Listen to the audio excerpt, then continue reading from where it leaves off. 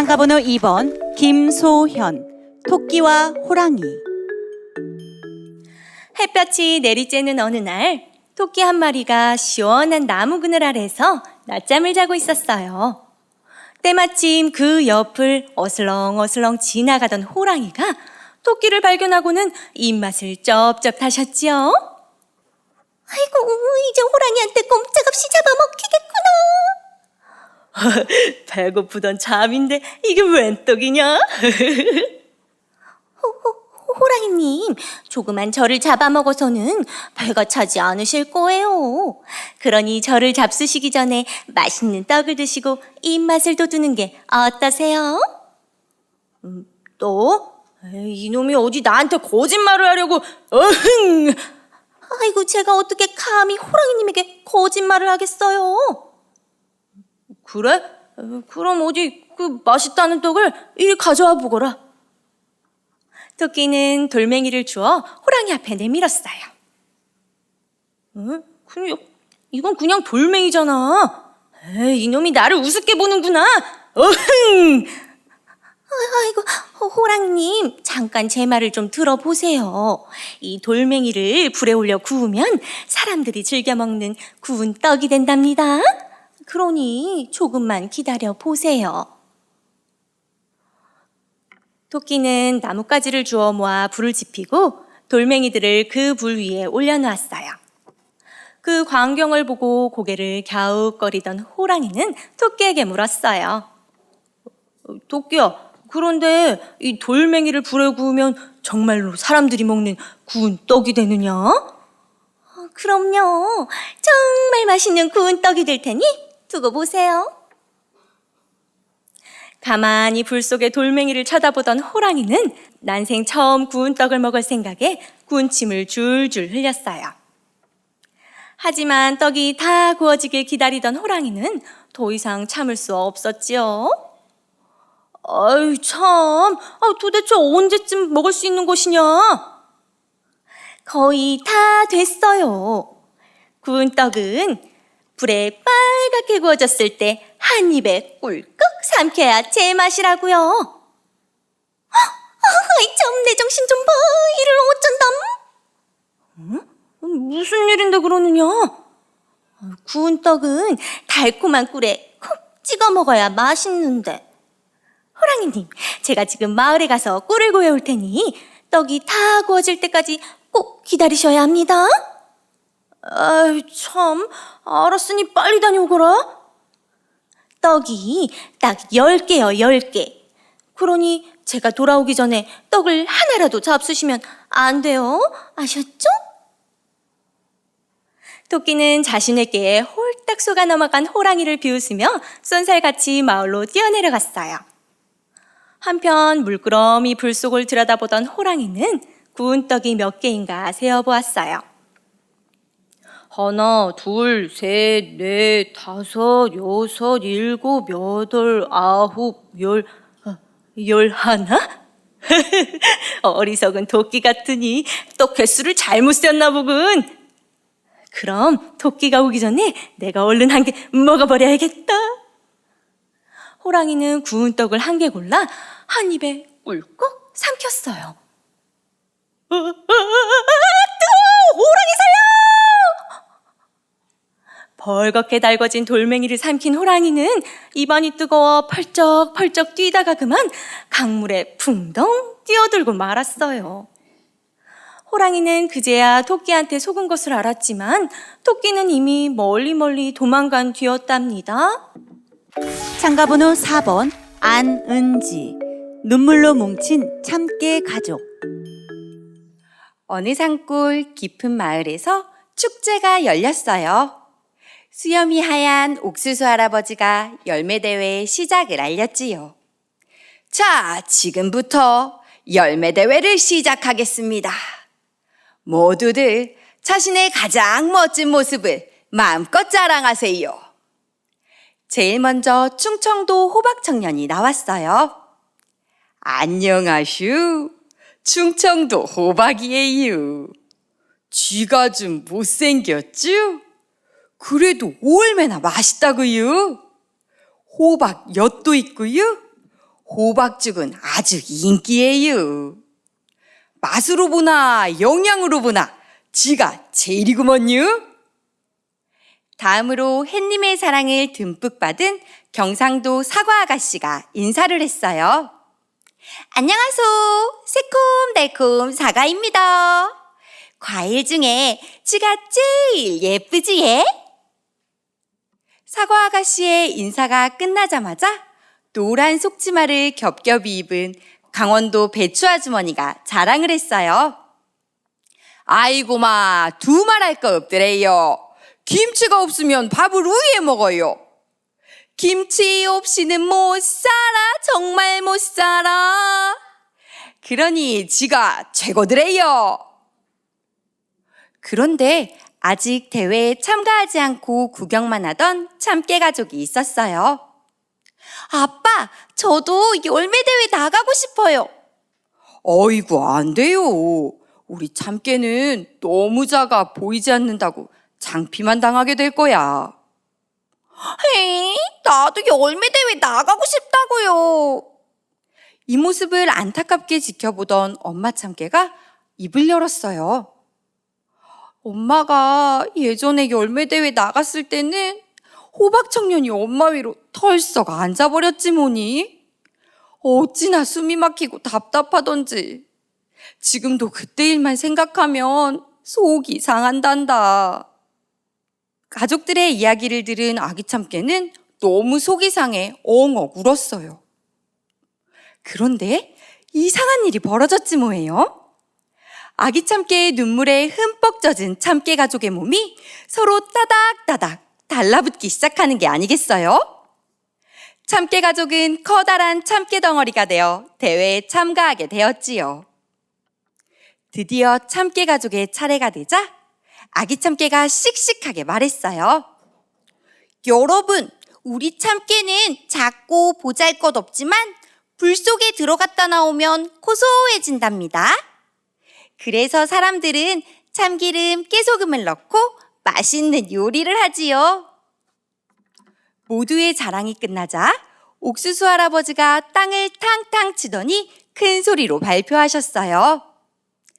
올해의 열매상을 발표하겠습니다. 올해의 열매상은 사랑으로 똘똘 뭉쳐 하나가 된 참깨 가족에게 드리겠습니다. 참깨 가족에게 큰 박수를 보내주세요. 참깨 가족을 향한 힘찬 박수 소리가 숲속 마을에 울려 퍼졌어요. 참깨 가족은 기쁨의 눈물을 흘렸답니다. 다음은 6번 허수진. 생선 도둑 토라. 이제 곧 낮잠 잘 시간이에요. 배가 고파진 토라는 시장에 나가볼 참이랍니다. 오늘은 뭘 먹을까? 두리번거리던 토라의 눈에 곰 아저씨가 고른 생선이 들어왔어요. 맛있겠는걸? 그래, 오늘 점심은 저걸로 해야겠어. 고양이 토라는 생선 도둑이에요. 배가 고프면 남의 생선을 몰래 훔쳐 먹어요. 토라는 곰 아저씨의 뒤를 뒤쫓아갔지만 좀처럼 기회가 생기지 않았어요. 집에 돌아오면 반드시 손을 씻겠지? 그 틈에 생선을 몰래 훔쳐야지.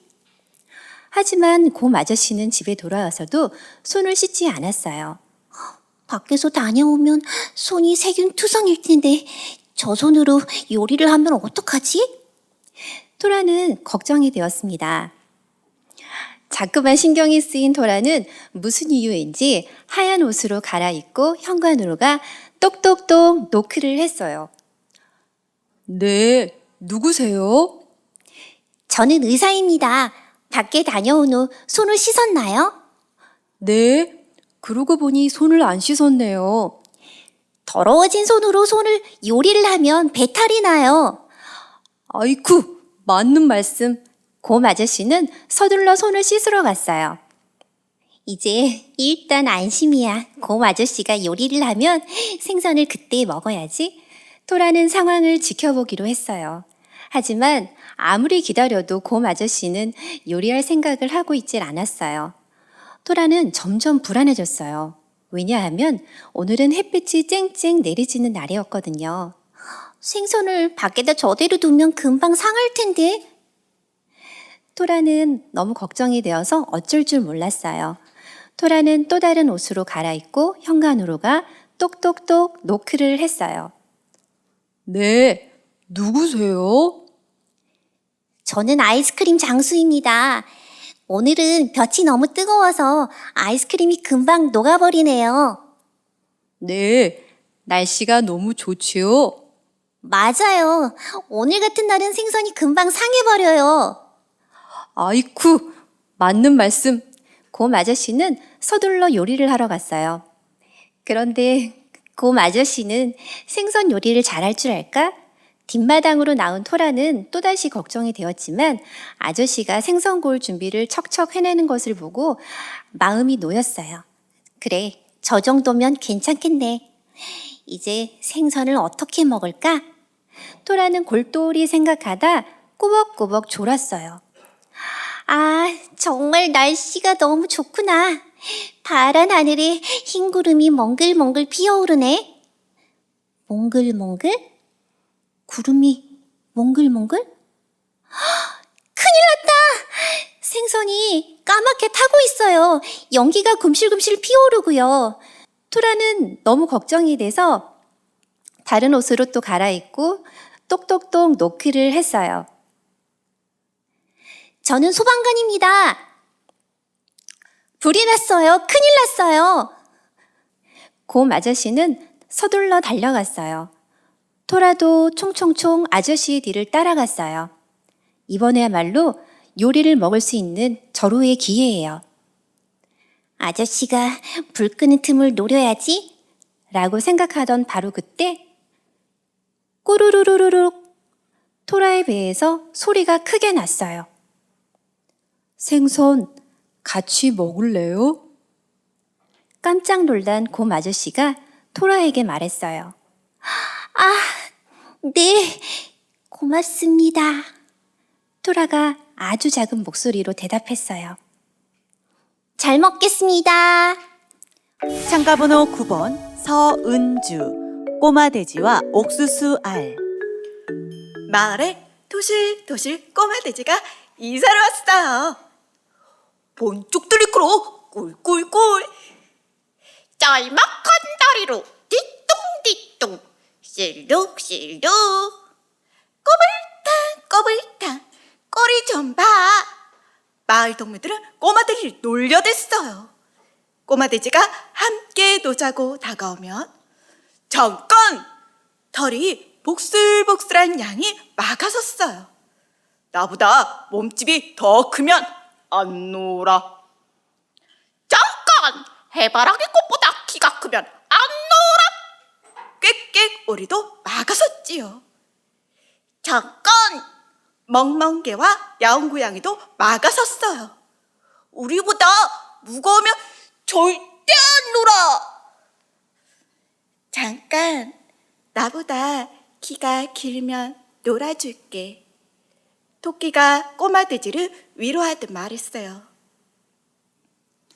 하지만 내 귀는 토끼 귀보다 훨씬 짧은 걸.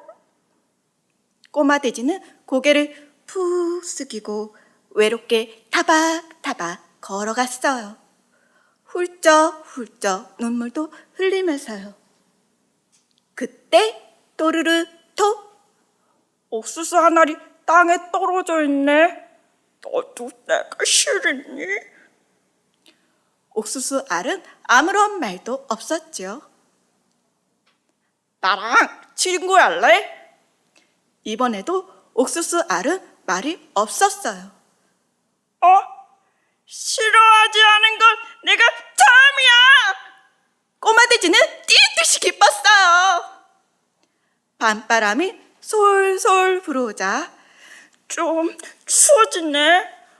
흙 이불을 덮어줄게. 어때? 따뜻하지?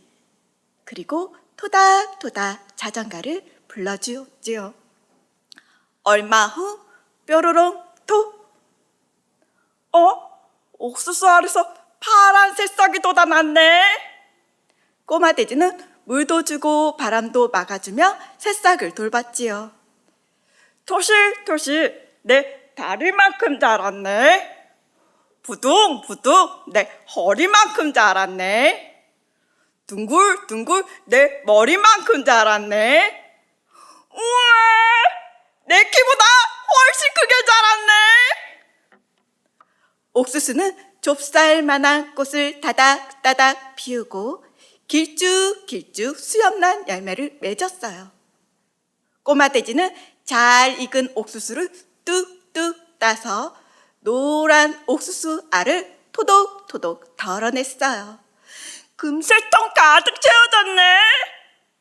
꼬마 돼지는 부엌으로 달려가 가장 큰 냄비를 들고 나와 불을 지폈지요.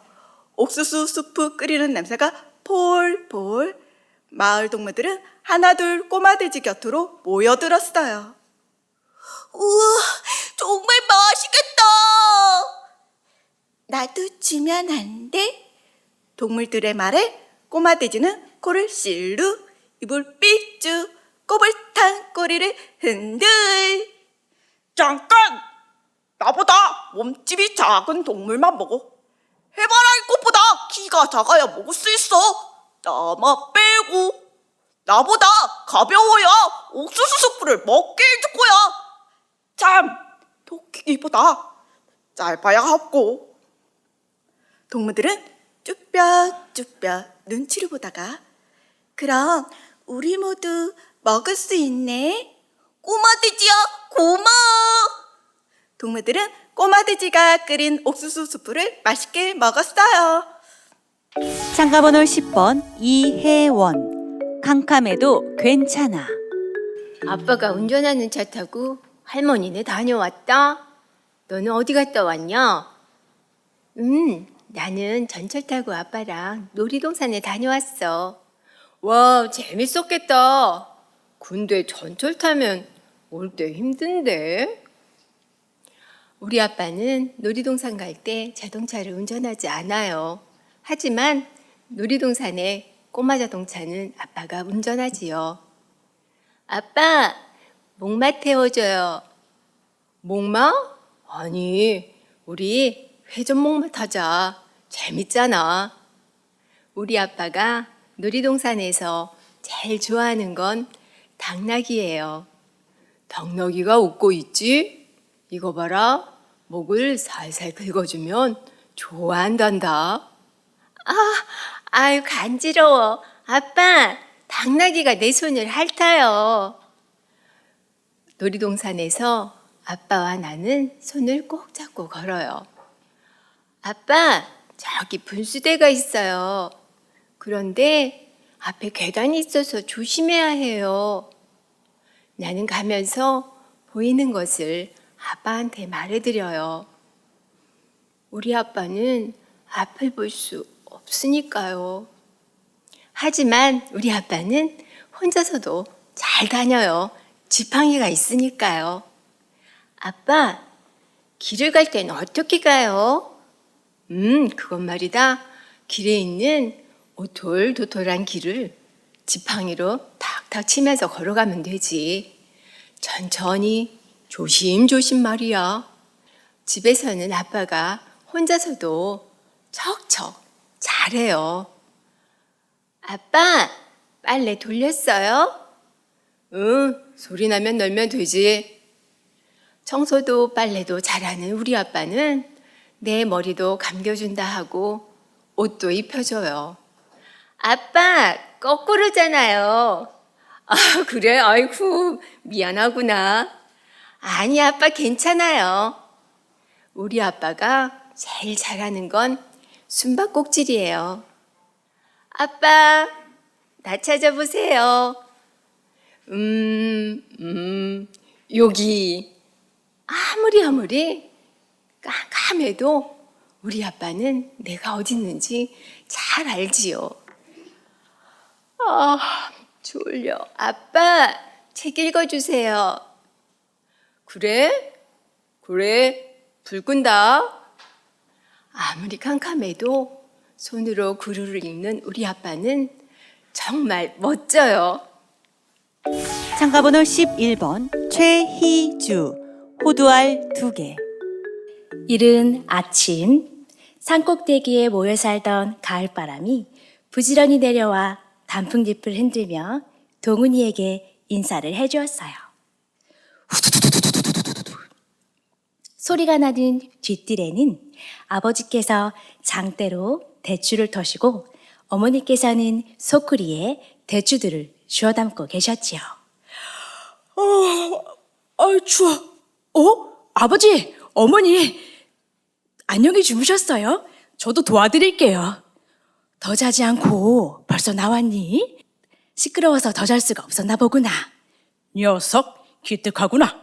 그럼 난 이만 밭에 다녀오리다. 으쌰. 아버지는 곧 무거운 지게를 짊어진 채 나가시고 동훈이는 열심히 튼튼한 대추를 골라 소쿠리에 마저 담았어요. 어머니, 거의 다 했어요. 이제 장에 내다 파실 건가요? 우리 아들 아침부터 고생이 많았다. 그 대추들은 감골 윤진에 갖다 주려고. 윤진애도 해마다 우리 집에 감을 한 접시기나 가져오잖니? 윤진애요? 그럼 제가 직접 갖다 주고 올게요. 그래 줄 수 있니? 그럼 엄마가 아침밥 지을 동안 다녀오렴.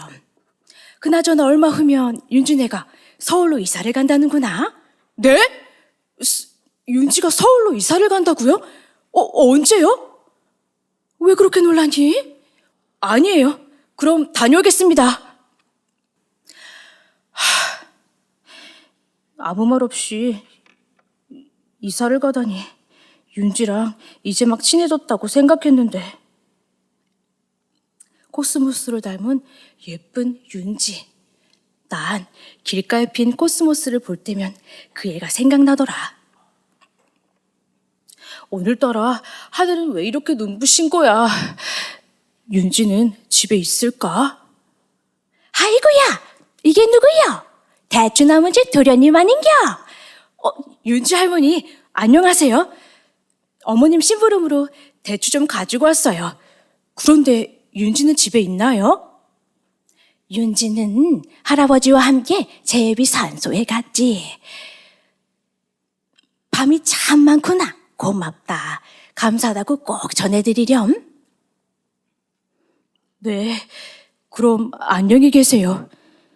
다음에 또 찾아뵐게요. 윤지를 보지 못한 동훈이의 마음은 단풍잎이 붉게 타듯 코스모스와 함께 타들어가는 것 같았어요. 다음 날 동훈이는 감골로 가는 은행나무 아래에서 한참을 서성거렸어요. 올까 안 올까 꽃잎을 뜯으며 기다림에 지친 동훈이의 모습 뒤엔 눈물이 흐르고 시간도 흘렀지요. 어느덧 저만치에서 윤지의 얼굴이 보이자 동훈이의 가슴은 만개하는 것처럼 벅차 올랐어요. 윤지야, 잘 지냈니? 저기 서울로 이사 간다는 말 정말이냐?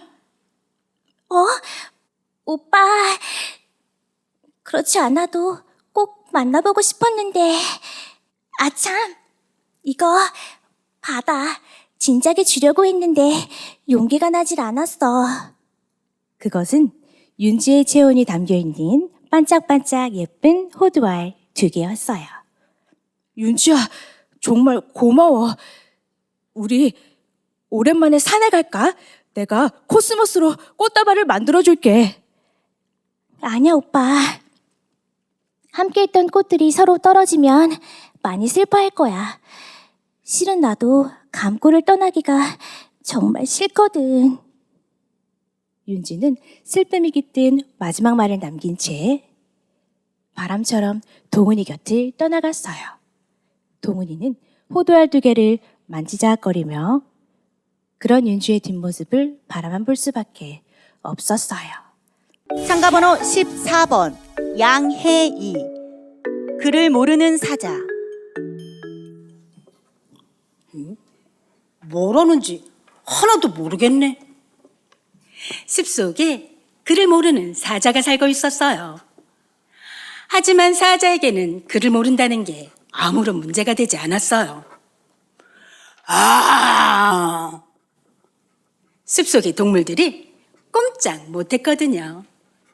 그러던 어느 날 사자는 책을 읽고 있는 암사자를 봤어요. 우와, 정말 아름다운 아가씨군. 세상에, 사자는 그만 첫눈에 반해버렸어요. 암사자에게 사귀자고 해야겠어. 어떻게 하면 좋을까? 그래, 편지를 써서 보내는 거야. 사자는 궁리궁리 하다가 원숭이를 찾아갔어요. 암사자에게 보낼 편지를 써달라고 말이에요. 원숭이는 또박또박 편지를 썼어요. 저 원숭이야, 편지 좀 읽어주지 않겠니? 네, 좋아요. 사랑하는 아가씨, 나와 함께 맛있는 바나나를 먹지 않겠어요? 아니야. 나는 그렇게 쓰지 않을 테야.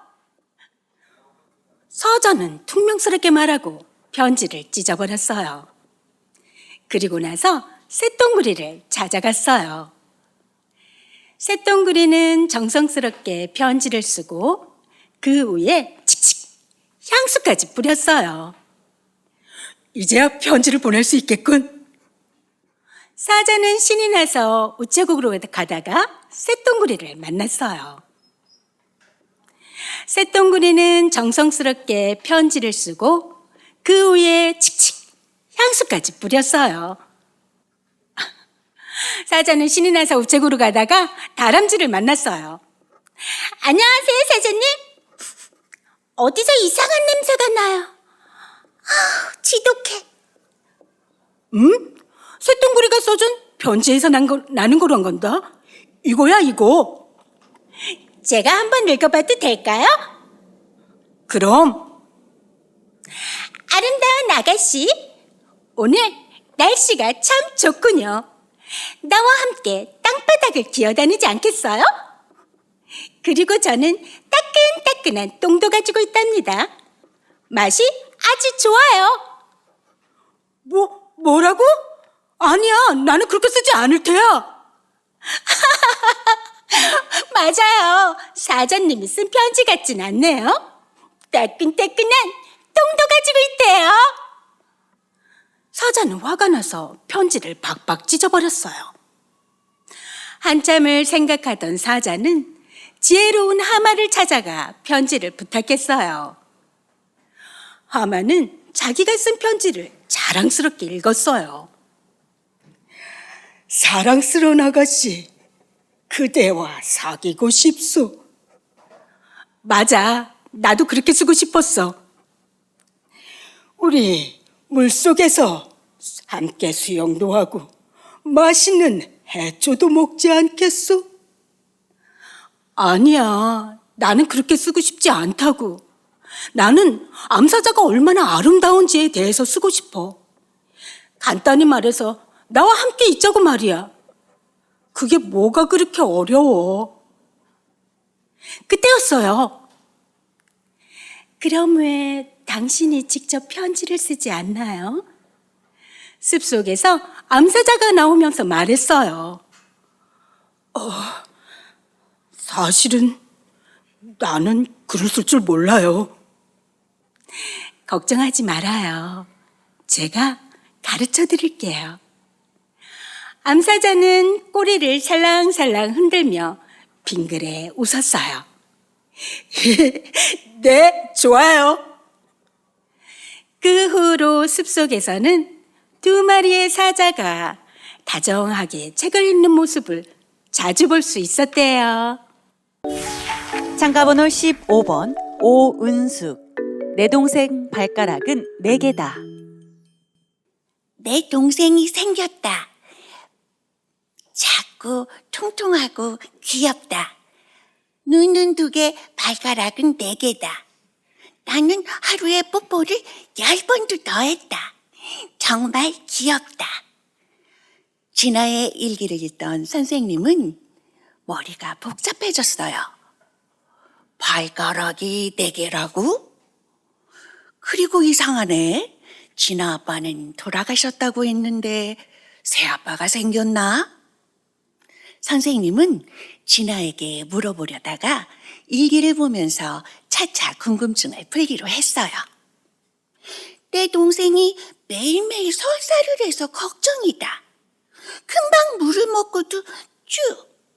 그리고 나는 정말 오징어가 맛있는데 내 동생은 내가 주는 오징어를 입에도 대지 않는다. 정말 이상하다. 선생님은 일기장 아래에 이렇게 쓰셨어요.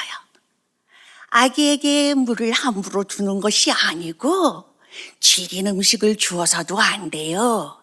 아직 이가 없으니까요. 며칠이 지났어요. 우리 엄마는 내 동생에게 이불도 덮어주지 않는다. 오늘도 덜덜 떨면서 잠이 들었다. 그래서 내가 엄마 몰래 꼭 껴안고 잤다. 정말 따뜻했다. 선생님은 너무너무 궁금해졌어요. 그래서 진아에게 이렇게 말씀하셨죠.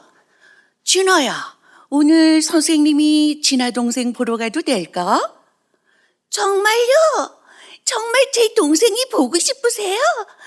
신난다. 수업이 끝난 후 선생님은 진아의 뒤를 따라서 언덕으로 올라갔어요.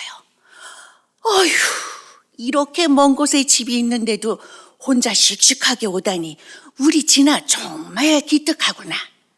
어느새 선생님 이마에는 땀방울이 송글송글 맺혔어요. 선생님, 여기에요. 낡고 허름한 진아의 집은 텅 비어 있었어요. 진아야, 진아 동생은 어디 있어? 그때 어디선가 삐약삐약 하는 소리가 들렸어요. 선생님, 제 동생이에요. 동생이 있으니까 엄마가 올 때까지 기다릴 때도 심심하지 않고요. 무섭지도 않아요. 그때서 궁금증이 풀어진 선생님은 진아를 보고 방긋 웃어주셨어요. 선생님, 제 말이 맞죠? 제 동생 정말 예쁘죠? 진아가 두 손으로 병아리를 꼭 감싸고 뽀뽀를 해줬어요. 진아야, 진아 동생 참 이쁘구나. 선생님은 갑자기 눈물이 날 것 같았어요. 어둠이 내리자 진아 엄마가 생선 냄새를 풍기며 들어오셨어요. 아이고, 선생님요. 우짠일로 누추한 저희 집까지 오셨는겨. 어머니, 진아랑 진아 동생이 참 착하고 예쁘네요. 선생님은 산동네를 내려오면서 하늘을 바라보니 유난히 반짝이는 별 하나를 볼 수 있었어요.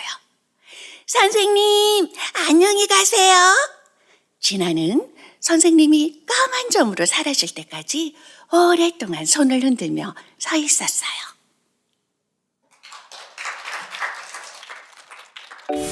참가번호 16번 최은수.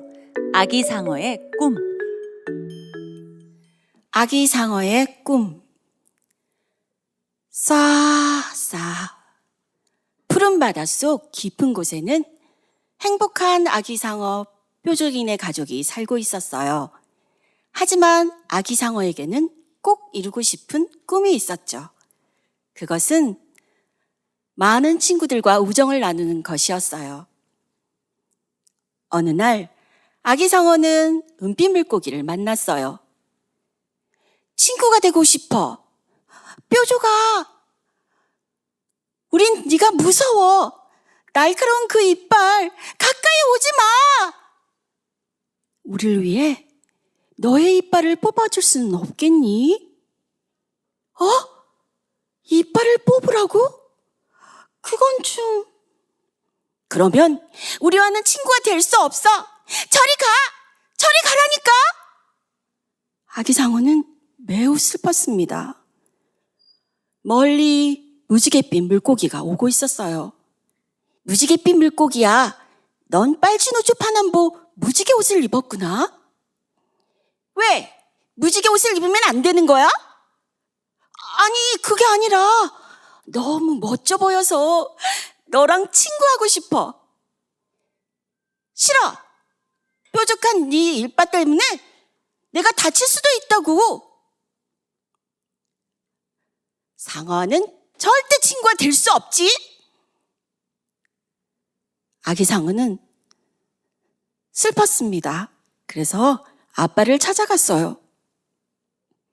아빠, 나의 고민은 물고기 친구들을 사귀려면 이빨을 뽑아야 한다는 거예요. 아빠 생각엔 친구와의 우정을 위해 이빨을 뽑는다는 것은 대단한 용기가 필요해. 상어 친구들의 놀림도 이겨내야 할 거야. 엄마가 말했어요.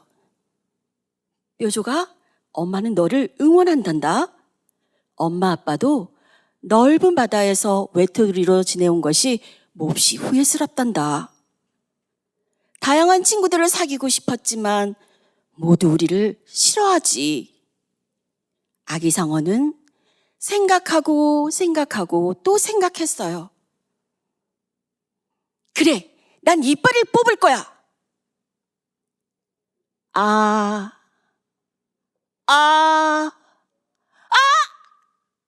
아기 상어는 너무 아프고 슬펐지만 친구를 사귈 수 있다는 생각에 빨리 헤엄쳐 갔어요. 안녕, 은빛 물고기야. 너 뾰족이구나. 여기 이빨이 있어. 정말 앞니를 모두 뽑은 거야? 뾰족아, 이젠 너를 믿을게. 우리 친구하자. 이빨 빠진 아기 상어의 이야기는 멀리 퍼져나갔고 상어 친구들이 몰려왔어요. 이빨 빠진 뾰족이! 세상에 너 같은 바보는 처음 본다. 넌 물고기들의 꼬임에 넘어간 거야. 친구들아, 나는 많이 생각했어. 상어에게 이빨은 생명이야. 너 말이야, 어떻게 먹고 살려고 그러니? 고래똥이나 받아먹을 거냐고. 앞으론 싱싱한 고기는 꿈도 꾸지 마라. 뾰족이는 두고 어서 떠나자. 무지갯빛 물고기들이 아기 상어에게 다가왔어요. 뾰족아, 이빨이 없으니 참 멋져 보인다. 우리와 친구가 되어줄 수 없겠니? 뾰족이는 물살을 가르며 앞으로 나아갔어요. 물고기 친구들도 뾰족이의 주변을 감싸며 나아갔어요. 빠르게 물을 튕기며 대장이 된 것처럼 앞으로 나아갔어요. 무지갯빛 물고기가 외쳤어요. 상어떼가 오고 있어! 모두가 숨죽이며 멈췄을 때였습니다. 아기 상어가 말했어요. 친구들아, 걱정 마. 우리 엄마, 아빠, 할머니, 누나야. 가까이 다가온 아기 상어 가족은 모두 입을 벌리고 있었어요. 그런데 이빨이 없었어요. 은빛 물고기가 소리쳤어요. 이빨 빠진 뾰족이네 가족이다. 물고기 친구들은 모두 웃음을 터뜨렸어요. 물고기들은 다시 물살을 가르며 앞으로 나아갔고 이빨 빠진 악어 상어 가족도 함께 앞으로 나아갔답니다. 멋진 우정을 생각하면서요. 참가번호 19번 김혜연 토끼의 재판. 한선비가 산속을 지나가다가 구덩이에 빠져 울고 있는 호랑이를 발견했어요. 선비님, 제발 저 좀 꺼내주십시오. 꺼내주면 나를 잡아먹으려고? 선비의 말에 호랑이가 펄쩍 뛰며 말했어요. 설마 그럴 리가요. 절대 잡아먹지 않겠습니다. 선비는 호랑이의 말을 믿고 커다란 통나무를 구덩이에 내려주었어요. 그런데 구덩이에서 올라온 호랑이가 기지개를 켜더니 어슬렁 선비에게 다가왔어요. 오랫동안 굶었더니 배고파 죽겠구나. 일단 너부터 잡아먹어야겠다. 선비는 까무러칠 뻔했어요. 아니, 은혜도 모르고 나를 잡아먹겠다고? 호랑이보다는 사람이 더 은혜를 모르지. 그러니까 사람은 다 잡아먹어도 돼. 선비는 다급하게 외쳤어요. 잠깐! 누가 맞는지 재판을 해보자. 좋아.